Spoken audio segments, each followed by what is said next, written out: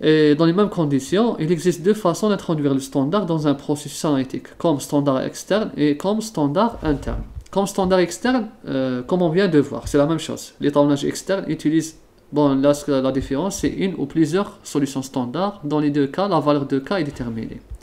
La solution standard externe à un point, ce qu'on vient de voir là, c'est la même chose, c'est ici, ce qu'on vient de voir. Les différentes étapes qu'on vient de montrer, les voici. Là, c'est l'étalonnage externe à un point. On vient de voir, c'est la même chose. Donc, l'étalonnage externe, on utilise un ou plusieurs... bon, là, c'est bon. Le signal obtenu de la solution standard est S standard est égal K, C standard. Ensuite, le K est obtenu donc de la relation, comme on vient de voir, de la solution standard. Le K. Le signal de la solution échantillon et le voici. On remplace ensuite le K qui est déterminé ici, ce K qu'on a dit dans l'équation du signal d'échantillon. On va remplacer ici. Et c'est bon, on a résolu notre problème. Maintenant, on va parler des solutions standards externes à plusieurs points. Dans ce cas, on va préparer au moins 3 concentrations de solutions standards. Par exemple, entre 80 et 120% d'analyte. Ensuite, une courbe de réponse et en fonction des différentes concentrations des standards appelées courbe d'étalonnage est tracée. Si la courbe est linéaire, la pente de la droite donne la valeur de K. Là, c'est quoi? Au lieu de préparer une seule solution standard, on va préparer au minimum, ici 1, supérieur ou égal à 3 solutions standards. Et bien sûr, ces solutions standards ont différentes concentrations. Comment on fait? On va préparer la solution standard. Je l'appelle STD 1, standard 2 et standard 3. Ça veut dire quoi? 80, 100 et 120% par exemple. Là, je vais dire à 80%, à 100% et 120%.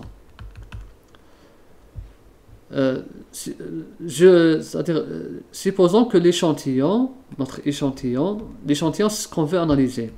La concentration de l'analyte, elle est d'environ 10 mg. C'est-à-dire, on suppose qu'elle est de 10 mg. On suppose. Donc, ces solutions vont être... là, je parle du standard, je ne parle pas de l'échantillon. L'échantillon, c'est à part. Le standard, les solutions standards vont être à 8 mg, 10 mg et 12 mg. Voilà en quelque sorte. Donc, à chaque fois, vous allez analyser. Analyser et analyser. J'aurai 3 signaux de mesure. Signal du standard 1, du standard. Bon, là, c'est 3, c'est le dernier. 3, standard 2 et standard 1. Signal de mesure. Ensuite, quand vous aurez 3 solutions standards, 3 signaux, vous allez faire une courbe. Donc, puisque la concentration n'est pas la même. Donc, forcément, il y aura différentes concentrations. La concentration 1, concentration 2 et concentration 3. Tout ça, c'est des solutions standards. Des concentrations des standards 1, 2, 3. Et j'aurai ça. Là, c'est la réponse. Ici, c'est la réponse. Là, c'est le signal mesuré. Signal 3, signal 2 et signal 1. Voici notre courbe. Si la courbe est linéaire, c'est-à-dire que le R au carré est supérieur à 0,99, donc là, on peut déterminer le K. Le K, c'est la pente, tout simplement. C'est...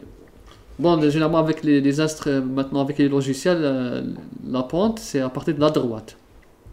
Donc là, si c'est une droite, vous aurez de la forme y égale ax plus b. Le A, c'est le K, il correspond au K. Et le B, c'est juste l'intersection avec les ordonnées, avec l'axe Y. Donc voilà le K. Et si vous avez déterminé le K, donc on peut faire l'analyse de l'échantillon. Vous allez remplacer le K dans l'échantillon L'échantillon, c'est quoi? C'est juste toujours le signal mesuré de l'échantillon est égal à K fois CA dans l'échantillon. Ce K, il est déterminé de là. Donc voilà la différence entre un point et plusieurs points. Dans plusieurs points, on fait au minimum 3 solutions standards. Sinon, il est préférable de faire plus. 5 solutions ou bien 7 solutions standards, c'est encore mieux. Donc là, plus il y a de solutions standards, plus les erreurs sont minimisées. Les erreurs sur la droite d'étalonnage vont être minimisées. Et là, la droite, c'est-à-dire les erreurs sont minimisées en utilisant la méthode des moindres carrés. C'est la méthode des moindres carrés. Faites une petite documentation. Mais sinon, actuellement, avec c'est des logiciels qui nous font le calcul. Ils nous donnent directement l'équation de la droite, en plus du coefficient de corrélation pour voir est-ce que notre réponse en fonction de la concentration, est-ce qu'elle est linéaire ou non. Quand c'est linéaire, c'est bien, c'est une bonne chose. Comme elle est linéaire, on peut prendre le cas et le remplacer directement dans le signal mesuré à partir de l'échantillon. Maintenant, on va parler de standard interne. Le standard interne, c'est la même chose que le standard externe, sauf que dans le standard interne, on va ajouter un étalon interne. Ou bien un standard interne. Un étalon interne, c'est quoi? Un standard interne, comme symbolise par SI, d'identité différente de l'analyte. Il doit être différent. Il est ajouté aux deux solutions, la solution standard externe et l'échantillon. Si les deux solutions contenant le SI sont traitées de la même manière, c'est-à-dire analysées dans les mêmes conditions, le rapport de leurs signaux seront reproductibles, forcément. Si une solution contient un analyte de concentration, bon, je vais faire juste là l'exemple. J'ai une solution standard, la voici. Ça, c'est le standard. Et là, j'ai une solution échantillon. Dans les deux cas, je vais ajouter un standard interne. Le standard interne, il est ajouté là, il est ajouté là. Dans les deux cas, on ajoute le même solution, voilà, solution standard, d'accord, interne, et à la même concentration. La quantité qu'on ajoute là est identique à la quantité qu'on ajoute là. C'est important.